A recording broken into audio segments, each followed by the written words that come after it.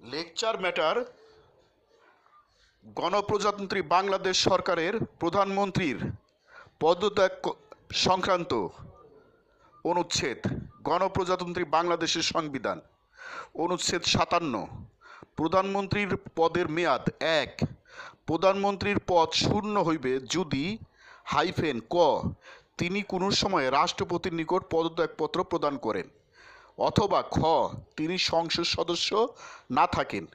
2 সংসদের সংখ্যাগরিষ্ঠ সদস্যের সমর্থন হারাইলে প্রধানমন্ত্রী পদত্যাগ করিবেন, কিংবা সংসদ ভাঙিয়া দিবার জন্য লিখিতভাবে রাষ্ট্রপতিকে পরামর্শ দান করিবেন, এবং তিনি অনুরূপ পরামর্শ দান করিলে রাষ্ট্রপতি অন্য কোনো সংসদ সদস্য সংসদের সংখ্যাগরিষ্ঠ সদস্যের আস্থাভাজন নহেন, এই মর্মে সন্তুষ্ট হইলে সংসদ ভাঙ্গিয়া দিবেন।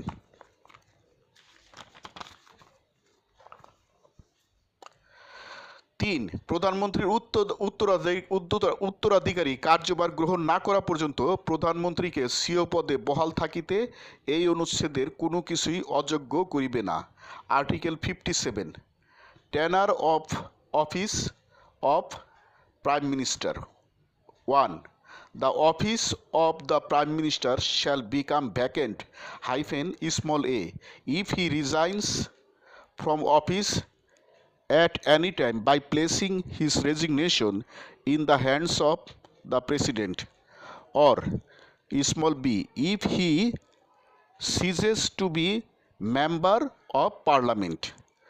2 if the Prime Minister ceases to retain the support of a majority of the Member of Parliament, he shall either resign his office or advise the President in writing to dissolve Parliament, and if he so advises the President of the members of Parliament, dissolve Parliament accordingly. 3 nothing in this article shall disqualify Prime Minister for holding office until his successor has entered upon office. আইনের বই পড়ার নিয়ম হলো সর্বশেষ সংশোধনী সহ আইনের বইটা পড়াই সবচেয়ে উত্তম। এই জন্য আমি সবাইকে বলবো যে সর্বশেষ সংশোধনীর গণপ্রজাতন্ত্রী বাংলাদেশের সংবিধানটি স্টাডি করার জন্য। লেকচার সমাপ্ত।